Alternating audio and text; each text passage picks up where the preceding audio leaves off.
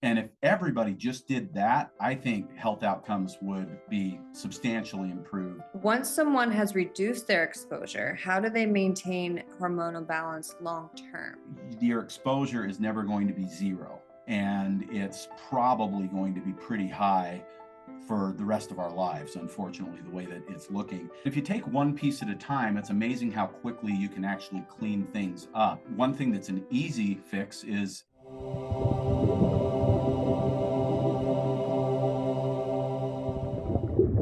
What exactly are endocrine disruptors? it's a big category. There are a lot of different types of endocrine disruptors. They come from a lot of different places.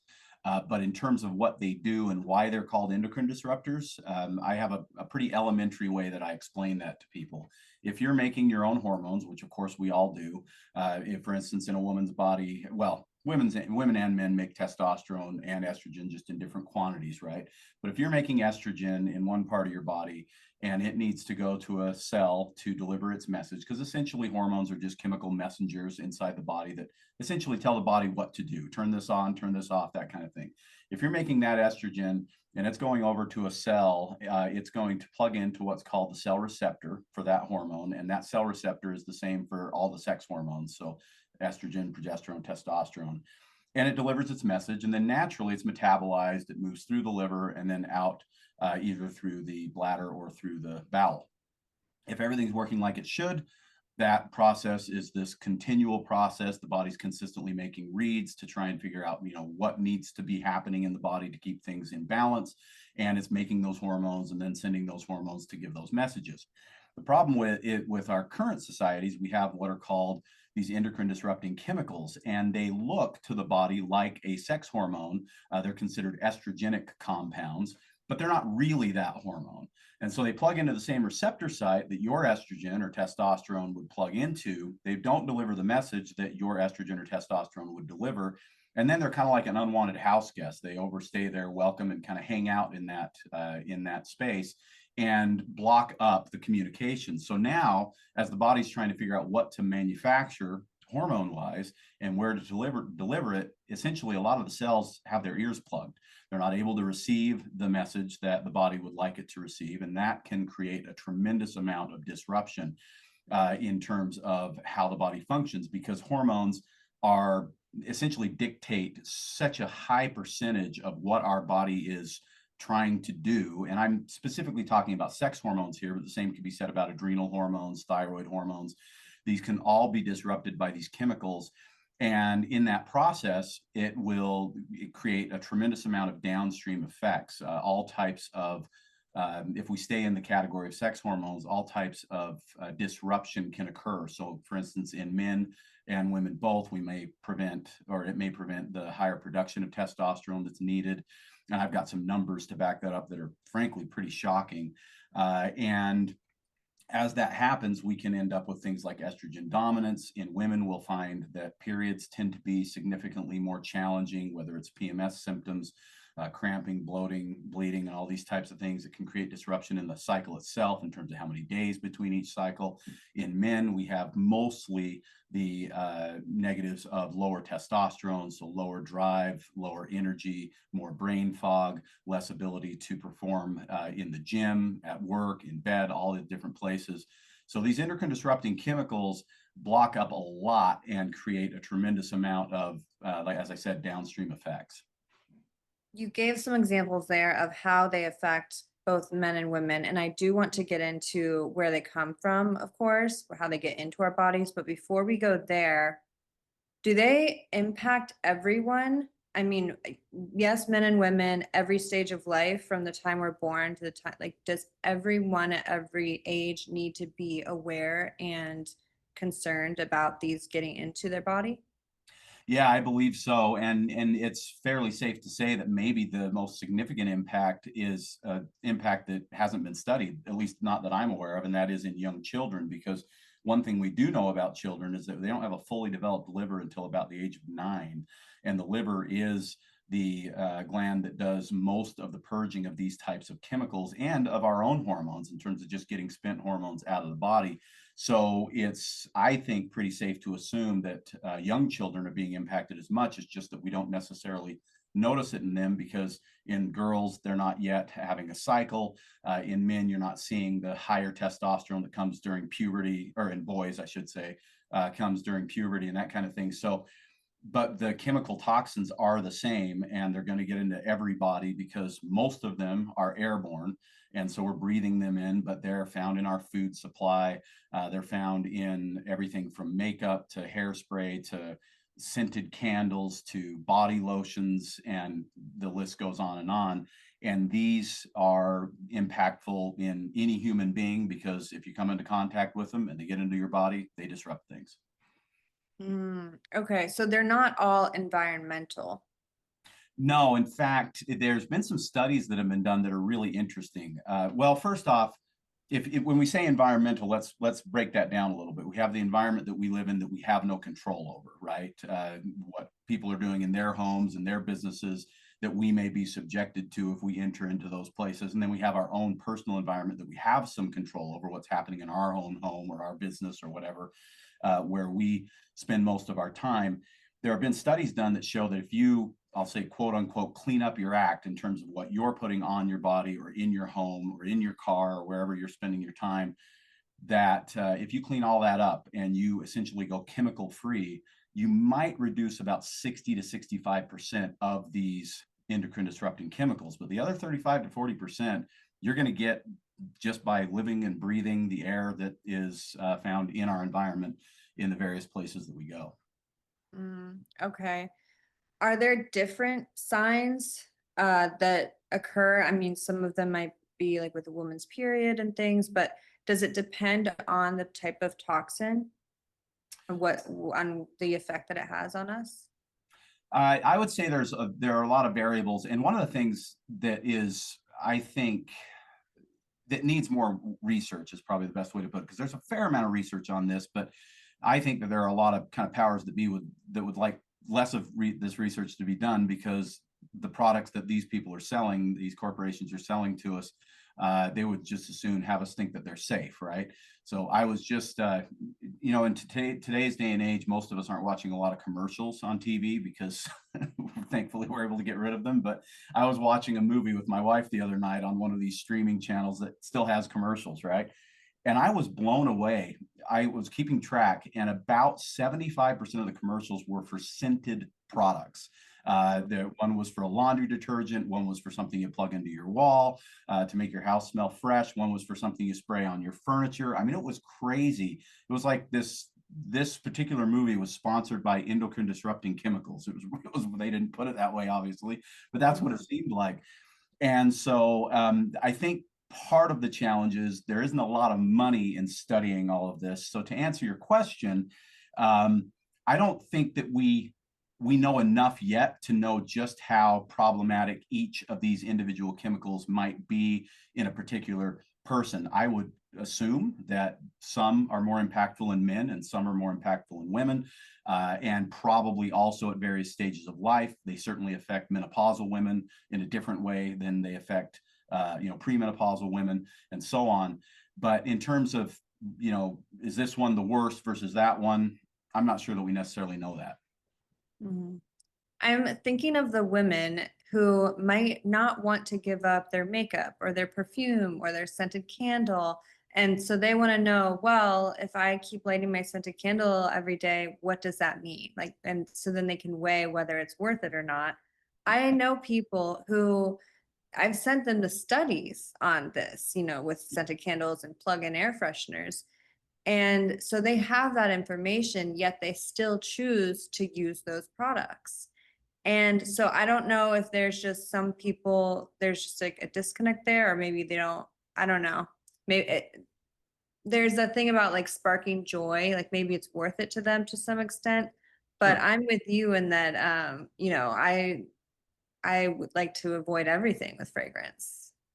Yeah, and it's like everything else in life. We make these choices, right? Because the same could be said about people that drink soda every day. I think everybody at this point recognizes that soda is not good for you. Perhaps some of us understand that a little bit more on a deeper level than others. But I live here in Utah, which I think is the soda capital of the country. Like literally, I think we consume more soda per capita than any other state, according to the numbers, which is crazy. But in Utah, you'll hear people all the time joking about their soda habit. Like they know it's bad for them, but they're not willing to give it up. And so I think it's the same kind of thing. The good news is, as we discover that these things are as damaging and as harmful as they are, and people like yourself on this podcast, people like me on my podcast are spreading the word, awareness is becoming higher. More and more people are making that decision, and therefore corporations that are actually manufacturing products, both small corporations and big corporations, are starting to listen to consumer demand. It's a lot like organic. It used to be you couldn't find organic groceries unless you were going to a farmer's market or something like that. Then they started popping up in regular grocery stores in very small quantities. And then those sections got bigger and bigger and bigger as people were asking for more. Costco now is like the king of large grocery chains that actually have a huge quantity of organic produce and things in their stores that they never had 10 years ago. The same thing is happening in this case. We have more and more options where you can get a nice smelling laundry detergent that is scented with essential oils instead of chemical fragrances. And there are lots of different things that we can do with body care that are now clean and organic. And we have a brand of lotions that we sell at my health store, Vitality, that are all scented naturally with essential oils. And I'm telling you, they smell better than any of the chemical lotions out there. But that wasn't even really an option, 6, 7, 8, 10 years ago. So as the options are becoming more, as the concern is becoming higher and demand is becoming higher, more and more people are making the switch. And it's easier to make the switch because they don't feel like they're sacrificing as much as they once had to. Let's say that someone listening has gone through 2, 3, 4 decades of their life and they're just now learning this information and they're realizing they have all of these chemicals built up in their body. Can you get rid of all of them? How does that detox look? Yeah, it's a great question. And it's actually an interesting point of research that I've been digging into a lot lately. My wife and I own our business, Vitality Nutrition, and she's kind of new into the business. She and I have been married just for a couple of years, but it's my family business. I've been working here since I was 5 years old. And over the last several years, I've really discovered, I'd say probably the last decade, this has really started to push towards the very top of my priority list, this particular topic, because I think it really is, without being too dramatic, what you could call kind of the silent killer. Because at the end of this, in many cases, are things like cancer. But in the earlier stages of this toxicity, we have all the things that we talked about before: hormonal disruption that creates a variety of different issues, low thyroid, low ability to cope with stress, higher levels of anxiety and depression and things like that that can come from these things, as well as the female cycle stuff, the lower testosterone in both men and women. And as I've seen that progress, and the progression has been really interesting because there's studies that show that men, over a 19-year period of time here in America, in some cases, men's testosterone has dropped as much as 40% in just 19 years, which is insane. So the studies are out there. But what's interesting is, growing up in the vitamin and herb business like I have, I've just seen it anecdotally. I have more and more guys coming in that are in their 20s and 30s that have had their testosterone checked and they're off the charts low. They're, in the 200s where they should be in the 8 to 1200 range, for instance. And I've seen more and more women. I used to never have women come in and say, what can I do to optimize my testosterone? Like, that just was not even a question that ever was asked at Vitality until very recently. Now we have more and more women that are actually on bioidentical testosterone because their testosterone is at zero or near zero. And so I'm seeing it in the real world with, real people coming in and saying, I don't know what's going on, but my testosterone is off the charts low. What's happening here? And so in my view, and really the view of a lot of people that are in this space, this is maybe the biggest thing that we need to be concerned about that not enough people are even talking about or even aware of. So as you were saying with the detoxification, or asking with the detoxification question, we know it can be detoxified for sure. There are a few compounds that we know clinically have been proven to help metabolize these estrogenic chemicals and get them out of the system. We don't know how long that takes necessarily. There isn't really a blood test or anything that can quantify how much of this stuff is in our bodies. And there's a lot of variables. How much has been inflicted upon you by the environment you live in? How much have you inflicted on yourself by the things that you put in your body and on your body and that kind of thing? And what's your overall health picture like in terms of your body's ability to detoxify? Are you exercising on a consistent basis, sweating on a consistent basis? Are you doing the things that would help you detoxify from these things, like taking care of your liver? Or are you maybe doing harm to your liver by too many pharmaceuticals or alcohol or things like that? Are you regular in the bathroom? If you're not going to the bathroom on a consistent basis, even if you start to detoxify these things, they can be metabolized and broken down, and then they can actually recycle and get into the body in new and in many times worse ways, because now they're smaller and get to more places. So yes, it can be done. I think it has to be something that you look at as a lifestyle thing, where you're learning how to reduce your exposure first, then you're detoxifying, and you're detoxifying on a regular basis through a variety of different means. And I'm happy to get into the details of what I recommend for detoxification if you'd like. Definitely want to get into that. But a few more, just to expand on what you were sharing about the signs and symptoms. I want to bring it even further out into the physical part of the body. I mean, I think there's other things like weight gain, hair loss, skin issues, just different things that people might not even think that that has to do with it. They might look at it as like a topical issue when it's on the outside of the body, but it's really, having to do with what's going in the body.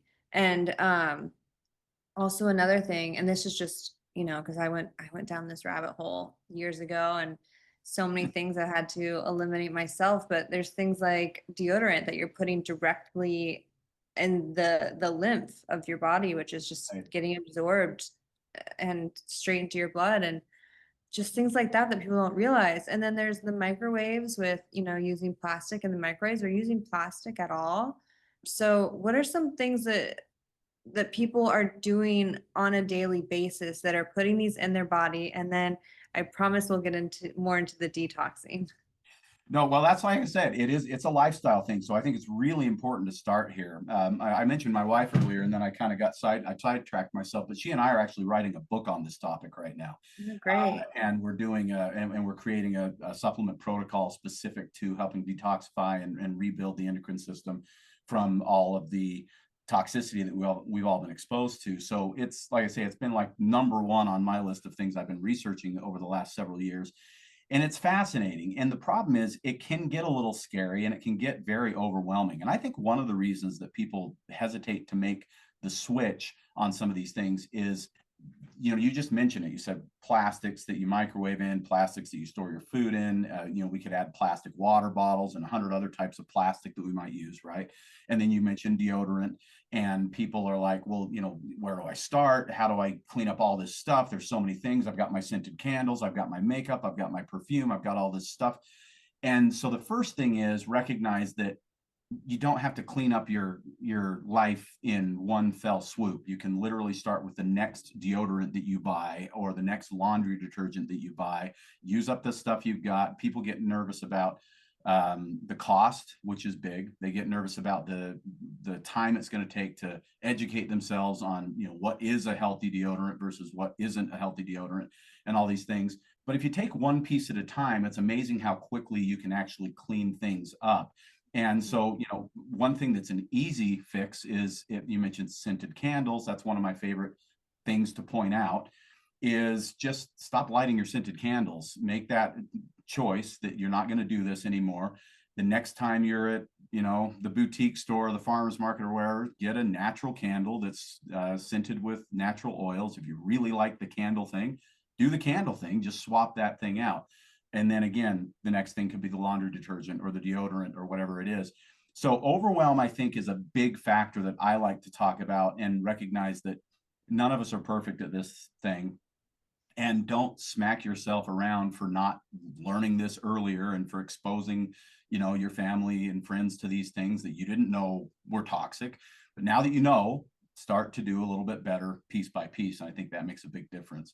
As far as where the issues are, it is a it's a wide range of things, but there is something that I've seen listed as the big four. I don't know who came up with this. Plastics being the first one in the big four, and that's really just looking at what are you cooking in and what are you storing your food in.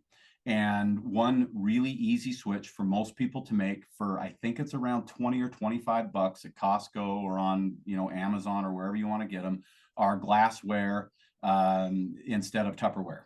Basically get out of the Rubbermaid business and get the glass stuff.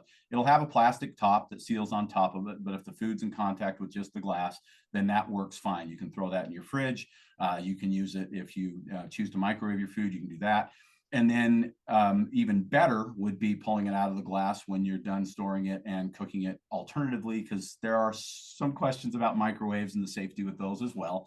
But making that switch from plastic to glass or plastic to stainless steel, your water bottles, everybody's talking about hydration nowadays. Almost everybody's carrying a water bottle. Jessica, you know this. You used to never see stainless steel water bottles. Everybody was carrying plastic. But have you noticed? You see dozens and dozens of people everywhere you go now with a double or with a stainless steel, double walled, keeps your cold. That's a great step in the right direction. And it's not an inexpensive step, but in the big scheme of things, it's not that bad. 20 to 25 bucks for a stainless steel bottle that can last you forever if you take care of it isn't too bad. And it beats the heck out of taking the BPA and the phthalates and all the other stuff that is in plastic. So that's a switch. I think personal care is the hardest one, and specifically for women, right? Because women spend years, and I have daughters and I have a wife. I've certainly experienced this. They spend years finding the perfect makeup that works for their skin type and, accents the color that they want and all this kind of stuff. And I don't know that much about makeup, but I know that it's a struggle in many cases to find the thing that works really well for them. We've got two daughters that live with us at home. They're 19 and 21 years old. And this is a big thing for them. And, unfortunately for them, their mom and I have now discovered all this stuff. And we're saying, oh, wait a minute. Let's look at what you're putting on your body and starting to make that switch. But they've been able to make the switch in most cases and find something else that they really like that's clean, mineral-based makeups, that kind of thing. They have been able to get away from a lot of the fragrances that they deal with. But I'll tell you, both of them aren't willing to give up some of their stuff right now. But as they learn and as they recognize that they could have an easier period, then they start to be a little bit more willing to do some of these things as well. Pesticides and herbicides are huge and really problematic. So eating as much organic as you can, and at least looking at, there's these two lists that are put out every year, the Dirty Dozen of organic food or of non-organic foods and the Clean 15 of non-organic foods. And that's basically the 15 fruits and vegetables that are the most heavily sprayed. We want to try and buy those at least. This is a good starting point in the organic version, because they're going to be loaded with chemicals. And then the Clean 15 that aren't really heavily sprayed with pesticides and herbicides, you can continue to get those ones conventionally grown until you decide to make the switch, or if you decide to make the switch to all organic or as much organic as you can. And then the last one is cleaning products. And frankly, I think this is the easiest one, because vinegar and baking soda and essential oils can clean just about anything and make everything smell nice if you like that, that nice lemon scent or whatever it is that you want in your home. And so that was the first thing we did, is we just cleaned up our cleaning products. And that wasn't that hard, because in many cases, I find you get a better clean with vinegar and baking soda than you did with the chemical cleaners anyway. Do they cancel each other out though? I recently heard that vinegar and baking soda cancel each other out. Well, it depends on what you're cleaning, and I'm by no means an expert on this. This is really just what I've learned from personal use. I use a brand, and they're not sponsored. I'm not sponsored by them or anything like that, but I recommend them to anybody. It's called eCloth. It's just E-CLOTH. eCloth is a microfiber cloth that you can use for cleaning just about anything. And with just water, you can clean and shine most everything in your house. So we don't even use vinegar or baking soda at all for most of the stuff that we clean. You get the cleanest mirrors and the cleanest windows you'll ever have just using eCloth. So that's an option. They're also, and you can look on their website if you want to check all this stuff out. But they also, because of the type of microfiber it is, it cleans bacteria better than something like Lysol does, believe it or not. So there's some really cool options there. And then if for stuff that's a little bit more, I guess, stuck on, then yeah, you can get a little more aggressive with vinegar and baking soda. But I hardly ever use baking soda, so I don't have a lot of experience with that. Pretty much vinegar, e-cloth, and water is about what we use for almost everything. Okay. Yeah, I use baking soda for cleaning things like lettuce and berries or the Ah, okay, yeah. but yeah. Okay. I want to talk more about detoxing. Maybe if you could share what you and your family do as far as detox practices. Sure. So we live in an interesting place. I'm in Bountiful, Utah, and for anybody that's familiar with that area, we just happen to have these four really old oil refineries, literally within, I can see all of them from the front of my store.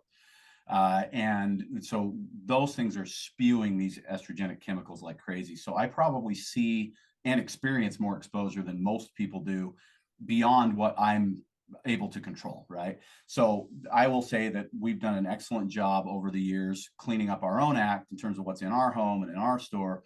But my gosh, we're inundated with this stuff, and I see it every single day. Just yesterday, I was on the floor of my shop talking to customers for just 4 hours yesterday, and I had three different people come in specifically with estrogen dominance issues caused by this in that 4 hour period. So we see it all the time. Mhm. Um, and so what we recommend and what we've done ourselves, we actually, I mentioned that we're developing a protocol. We developed a liver detoxification formula that we call Liver Vitality. And frankly, there's some great liver detox formulas on the market. There's lots of good ones in your local health food store and that kind of thing. I tend to steer people away from Amazon for supplements because there's a lot of people essentially cheating on Amazon in terms of what they're selling. So you have to be a little cautious over there. But liver detoxification is, well, I should actually start one more notch below there. You've got to make sure that you're going to the bathroom at least once a day, having a good bowel movement. That's really, really important as it goes back to what I was talking about before. You can start to detoxify these things, but if the outdoor is closed, we're not getting any of it out. So that's the first thing. And if that's not happening, you need to figure out how to get away from constipation. And that's not what this show is about, but we can certainly help you with that if you want to get in touch with us. Mhm. After that, it's making sure your liver is doing what it's supposed to do, because the liver is what's going to grab these chemicals and allow them to be pulled out and extracted from the body. And so we recommend for at least 2 months out of the year, a 30-day liver detox, basically every 6 months.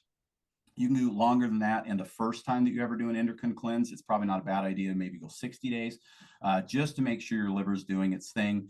If you know that you've got some liver challenges, perhaps you've had, maybe your gallbladder's been removed, you've been on Tylenol for an extended period of time, which is pretty hard on the liver. If you consume a lot of alcohol, that can be hard on the liver. Then you may even want to do this more often. But for the average person, 2, 3, 4 months out of the year, spaced out, a good liver cleanse makes a lot of sense. And then there's, No, oh, sorry, go just ahead. to pause there, what does a liver cleanse look like? Is that, are you fasting? Are you drinking a lot of juice? Are you taking supplements, herbs? There are a lot of ways to do liver detoxification. And what we recommend is an herbal and amino acid based liver detox. Like I say, ours is called Liver Vitality. And basically, what it has is it has things that help to support what are called phase 1 and phase 2 liver detoxification. And the most common ingredients that you might look for would be milk thistle, is the most powerful herb for detoxification. NAC, which is N-acetylcysteine, an amino acid, is very, very effective for that. It helps to increase glutathione levels, which helps with detoxification and actually protection of the liver itself, helping it to function more effectively and take less harm from the chemical toxins that we're being exposed to. And so, and if you do that, it's typically just like 2 capsules a day for 30 days or 60 days, like I said. But there are juice fasts that people do for liver detoxification.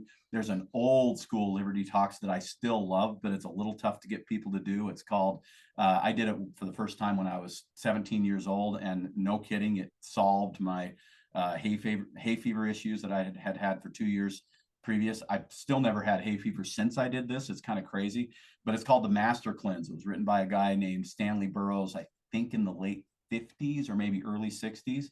Does It's it involve a juice with like cayenne pepper and lemon and Yep.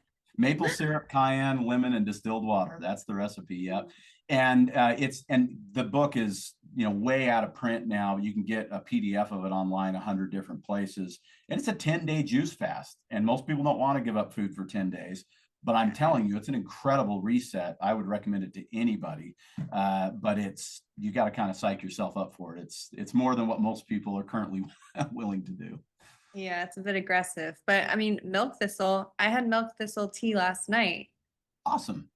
Yeah, And you so mentioned night, which is great because your liver likes to do most of its detoxification at night. If you look at the Chinese, you know, I call it the body clock, that kind of tells you what your body's doing at different times. Between about 1 and 3 a.m.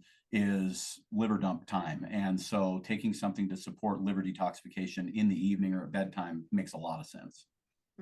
yeah, so people could incorporate different herbal teas that support the liver For each sure. night if they can't Dandelion. do.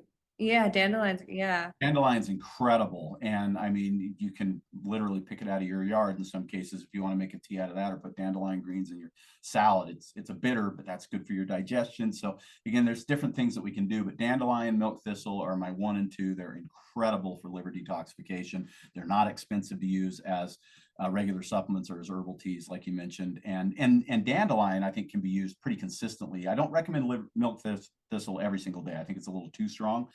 So we do recommend that more in spurts for a month or two at a time. But dandelion is something, we have a lot of people use dandelion every single day, and I don't see a problem with that. Okay, interesting. Good to know. I pulled you out from where you were. Let's see if we can go back and close the Yeah. loop. In terms of the other parts of the detox, yeah. Yes. Okay, so there's three phytochemicals. And when I say phytochemicals, chemicals, generally we think of chemicals as bad, right? But phytochemicals are chemicals from plants, which aren't always good. There are some, you know, clearly there's poisonous plants out there, so not all phytochemicals are good. But there's three phytochemicals that are found in cruciferous vegetables. Cruciferous vegetables would be things like kale and cabbage and cauliflower and broccoli, those types of things. There's over 20 cruciferous vegetables. You can kind of Google that up and find the wiki page and see what they all are. But these cruciferous vegetables contain something called indole 3-carbinol, which is also just known as IC3. Yeah, I3C. Sorry, I'm saying it wrong. Indole 3-carbinol, and another one called DIM, DIM. These two compounds are fantastic metabolizers of these specific chemical estrogens. And they actually help the body to rid itself of any excess, what I call spent hormones, hormones that have kind of done their job in the body and then now need to leave.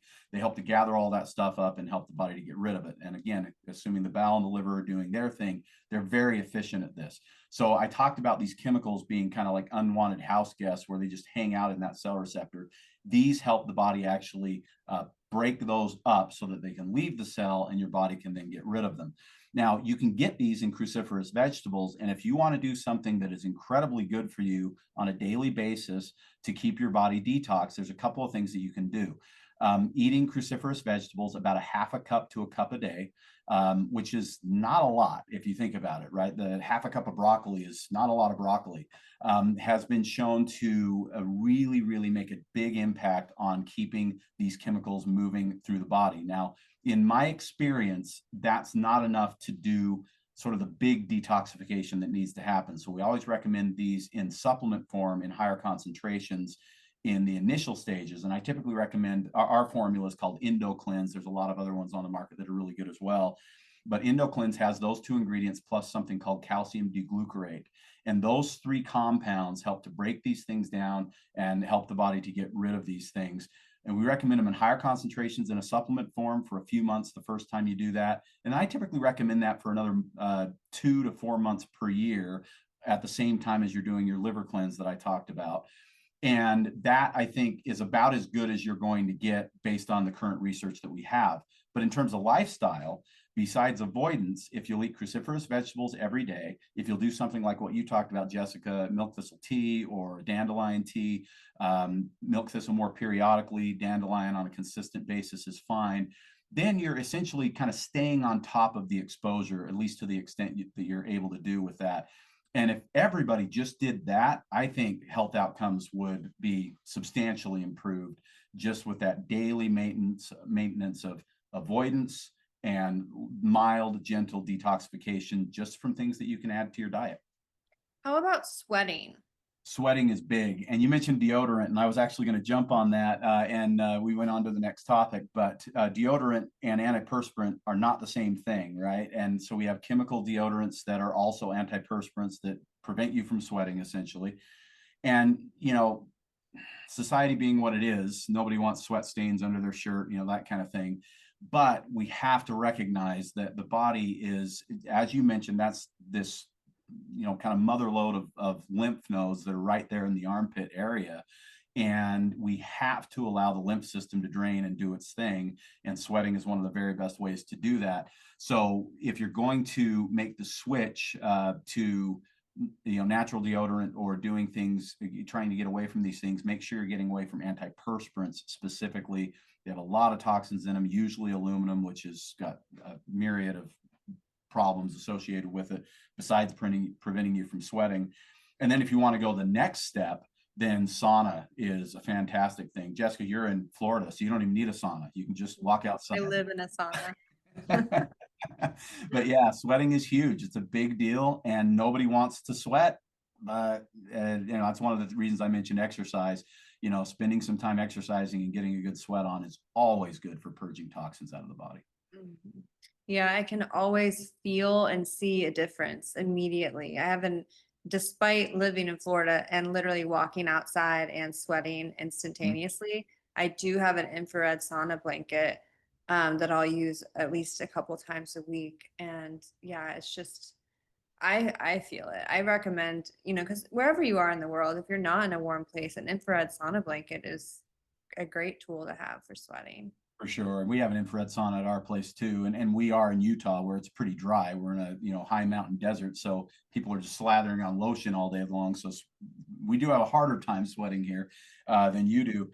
But the infrared is even better than getting outside in a hot and humid environment anyway, because it goes deeper and helps to pull more out of the skin than just the sweat from a workout or something like that would do. Yeah, exactly, exactly. All right, we have talked about how the endocrine disruptors are getting in the body, how to get them out of the body. Once someone has reduced their exposure, how do they maintain hormonal balance long term? So that goes back to what I was saying. Again, reducing is huge, and then periodic detoxification or even daily detoxification. And again, the easiest ways to daily detoxify are taking in cruciferous vegetables that have that indole 3 carbinol and that DIM in them, and consistently helping the body to break these chemicals down. That's such a simple kind of no-brainer thing to do on a regular basis. And then if you want to do something like a dandelion supplement or a dandelion tea or something like that, if you prefer to do it more periodically and do it with supplements, which some people do, I have people come in and say, I'm not going to eat a half a cup of cruciferous vegetables a day. And that's the personal choice everybody gets to make. So if that's the case, and it's going to be easier for you to do it in a pill form, then I recommend at least a couple of months out of every year doing a good supplement that has the indole 3 carbinol, the calcium D-glucarate, and the DIM in it. Again, ours is called EndoCleanse. There's another one by a company called Natural Factors that we really like called EstroSense. So there's a variety of good ones out there, but those three ingredients in good high doses, in my opinion, are the most important. And we'll recommend that, maybe to make it simple, the first 2 months of the year is a great time to start, January and February, and then hit it again in July, August, that kind of thing, if you want to do it that way.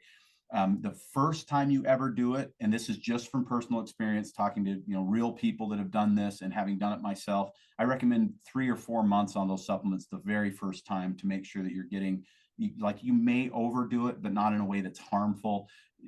Excessive detoxification of these chemicals doesn't really exist. So doing it a little bit longer makes a difference. And women in particular, this is a really important thing.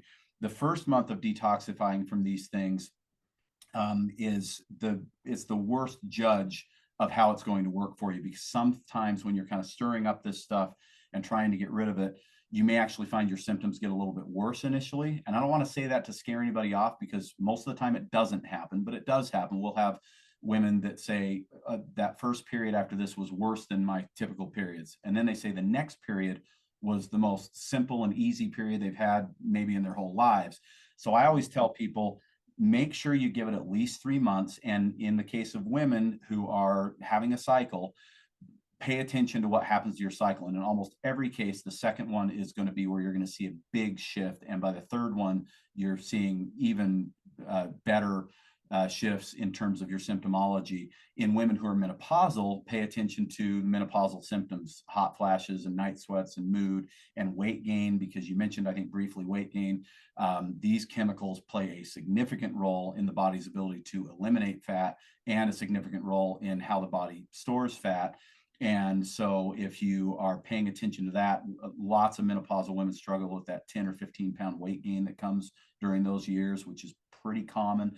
I don't think that's necessarily normal as much as it is a problem because of all this chemical exposure. So pay attention to those symptoms. And as those symptoms start to fade and you feel more on top of things and more balanced, more energized, less of these, brain fog symptoms that I talked about, then you'll probably know that 3 months was sufficient, or maybe it's 4 months that first time. And then you just kind of hit it again on a periodic basis to make sure that you're keeping that ball rolling and that you don't get to the point where you're stocking up those toxins again. Yeah, I really want to reiterate what you're saying here because it's so important. Basically, you're never done detoxing. Someone could be listening and say, okay, I've switched to non-toxic makeup. I am not microwaving plastic. I'm not wearing perfume. I'm not lighting my candles.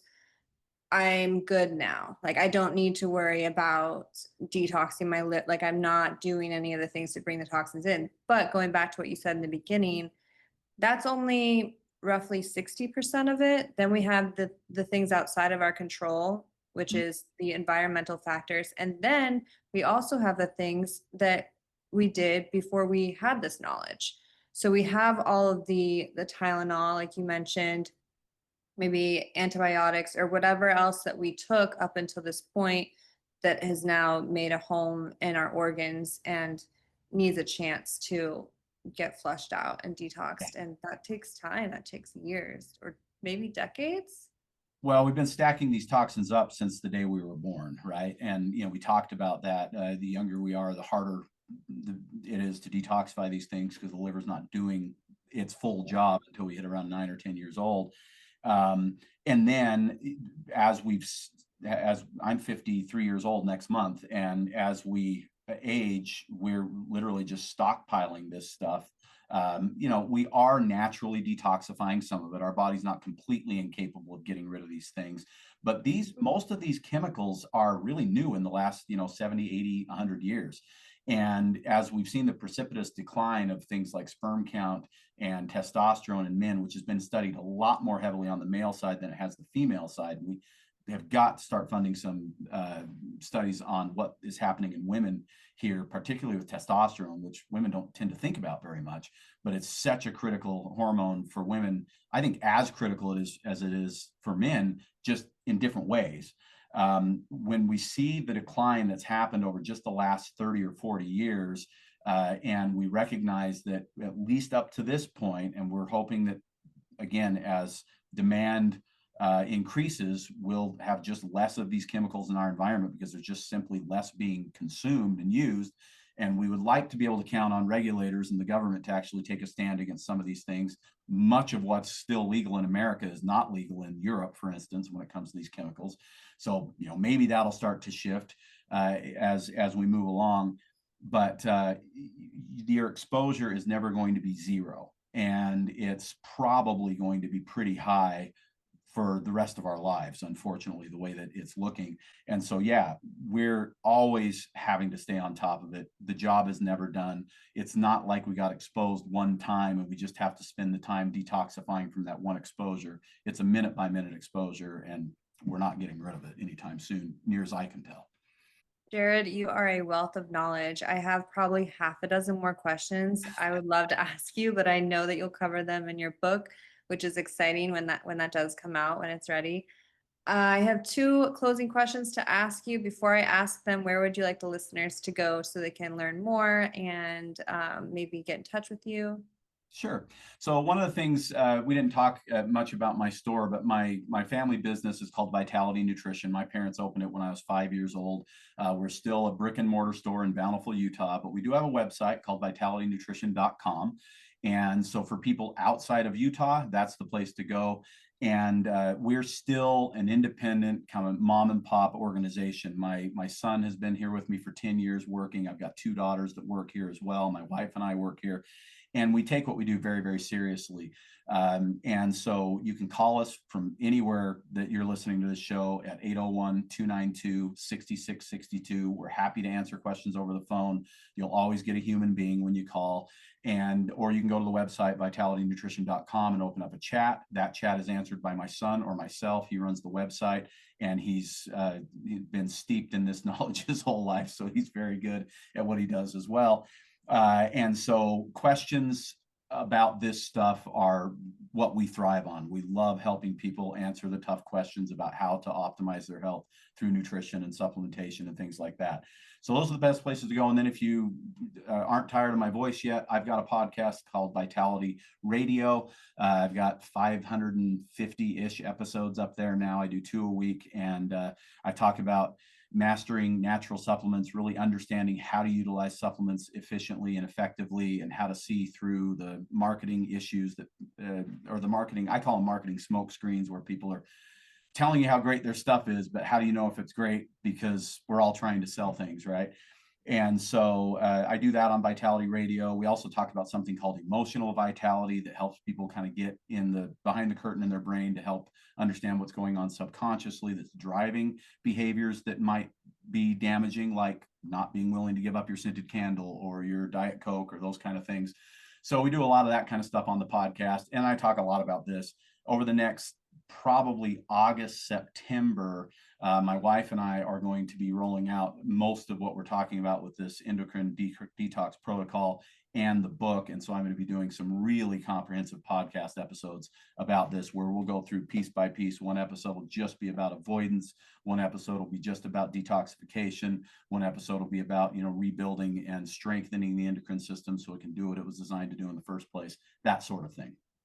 Oh, that'll be great. Yeah, I love how you get in there. You get into all the nuances, and it's not just like a broad generalized statement for each topic. It's, we have to specify what we're going to discuss. When I was sent the list of, different topics that we were deciding between, I wanted to pick all of them, but there's no way, because there's just so much in there that we can cover. And marketing would have been another great one. That's what my degree is in. So I'm always looking out for that as far as health products. And yeah, it's a war zone out there. It is. And I love talking about all of it. So yeah, anytime if you ever want to have that discussion, I'd be more than happy to do it. Yeah, that would be great. My first closing question for you, what is your number one health tip? So whether it be mindset, diet and nutrition, emotional, physical, the one piece of advice that you would like everyone to know. I think about this a lot because I get asked this a lot, and the answer has definitely shifted and changed over the years. But my current answer, and I think it's probably the one I'll stick with, is expose yourself to nature. It is such a critical component of our health in ways that I think most people don't recognize. Jessica, we talked about all of this endocrine disrupting stuff, and some people in your audience, this may be relatively new news to them. I think it's interesting how new news it is for a lot of people, that just being outdoors is incredibly beneficial to us. We've been conditioned to a large degree through our jobs and just the way society is to spend most of our time indoors. I live in Utah, where it's cold for 4 or 5 months out of the year. You live in Florida, where it's really hot and humid for 4 or 5 months out of the year. And during those times, we'd probably rather be where there's heat or where there's air conditioning. And so just getting outdoors, even when it's uncomfortable, is such a critical component to our health. I believe that our bodies, and this isn't a personal belief, this is scientifically backed, are meant to commune with nature. That grounding, for people that aren't familiar with that term, taking your shoes and socks off and making contact with the earth is incredibly good for us. It helps to detoxify the body from things like EMFs and exposure to our cell phones and computer screens that we're both staring into as we're recording this episode. Sunshine. We've been, I think, conditioned to avoid the sun, and I don't think that's probably the best approach. We need to recognize how to get in the sun safely without having to use chemicals to try and protect ourselves from something that I don't think is dangerous if we utilize it correctly. And again, that's another show in and of itself. But getting outside, getting fresh, clean air, communing with nature, become a real tree hugger. Like, go out there and grab a tree and put your hands on nature and smell the flowers, literally stop and smell the flowers as we talk about. I don't know that there's anything more healthy than that. Yeah, that's the good kind of fragrance. For sure. My last question for you is going to be a more personal question. So you choose a number 1 through 100, and that will correlate to your question, but you cannot choose number 77. Okay. Well, I was going to choose 7. So can I do that? You can. All right. Most guests end up choosing 77, so I had to eliminate it. Number 7. What's a piece of advice you'd give your younger self? Oh my goodness. That's a good one. For me, and I don't know that this is going to be the same for a lot of people listening, but for me, it would be to listen better to the wisdom that my parents were trying to share with me. And the reason I say that, as I said, I grew up in a health food store. My parents were pretty ahead of the game in terms of understanding some of these things that are toxic to us, and understanding nutrition deficiencies, and understanding why fast food isn't good and all this kind of stuff. We didn't ever talk about something called seed oils back then. That's kind of a more recent development that people are talking about. We didn't even know what glyphosate was back then. It wasn't even around back then, but it came along not too long afterwards. People weren't even talking about organic back in the 70s and 80s when I was being raised. But as I think most kids tend to do, you think your parents aren't that smart, and I knew they were smart, but I guess I thought I was invincible. And so I did a lot of things to myself as a younger man, including eating just a ton of junk food because we didn't get it at home. And so when I had my paycheck from our family health food store, I'd take it to the fast food place and eat lunch.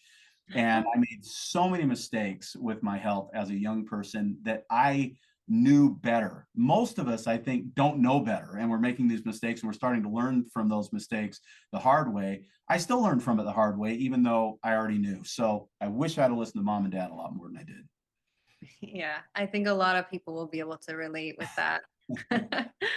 Thank you so much, Jared. This has been so great. You are so fun to talk to and to listen to. And the links for Jared's website and podcast will be in the description. So make sure to check that out.